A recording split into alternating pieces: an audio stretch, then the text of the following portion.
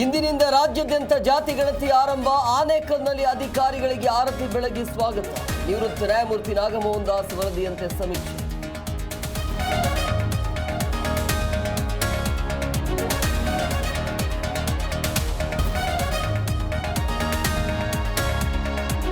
ಗಾಯಕ ಸೋನು ನಿಗಮ್ ಕೂಡಲೇ ಬಂಧಿಸಬೇಕು. ಸಿಎಂಗೆ ಕನ್ನಡದ ಮೇಲೆ ಅಭಿಮಾನ ಇದ್ರೆ ಅರೆಸ್ಟ್ ಮಾಡಿ.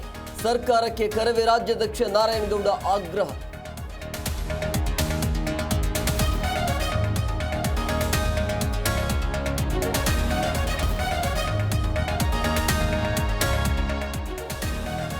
ವಿಕ್ಟೋರಿಯಾ ಆಸ್ಪತ್ರೆಯಿಂದ ವಿಚಾರಣಾ ದಿನ ಕೈದಿ ಪರಾರಿ. ವೈದ್ಯರು ಪೊಲೀಸರ ನಿರ್ಲಕ್ಷ್ಯದಿಂದ ಎಸ್ಕೇಪ್.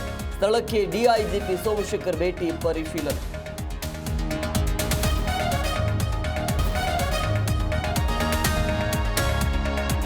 ಪಾಕ್ ವಿರುದ್ಧ ಜಲಾಸ್ತ್ರ ಪ್ರಯೋಗಿಸಿದ ಭಾರತ. ಚೆನಾಬ್ ನದಿ ನೀರು ತಡೆದು ಶಾಕ್ ಕೊಟ್ಟ ಮೋದಿ ಸರ್ಕಾರ. ಪೆಹಲ್ಗಾಮ್ ದಾಳಿಕೋರರ ಬೇಟೆಗಿಳಿದ ಎನ್ಐಎ.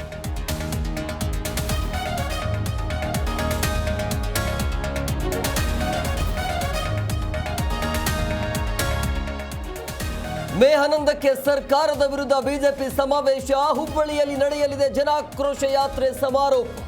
ಸಮಾವೇಶದ ಮೂಲಕ ಶಕ್ತಿ ಪ್ರದರ್ಶನಕ್ಕೆ ಮುಂದಾದ ವಿಜಯೇಂದ್ರ.